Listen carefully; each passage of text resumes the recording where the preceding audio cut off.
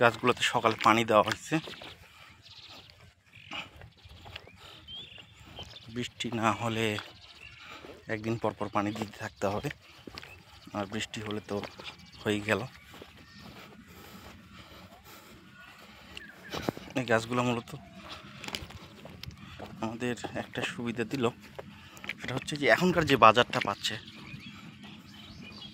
সবাই, সেই বাজারটা আমরা মানে সামনে খুব ভালোভাবেই গাছগুলো থেকে ফল পাবো আর কি।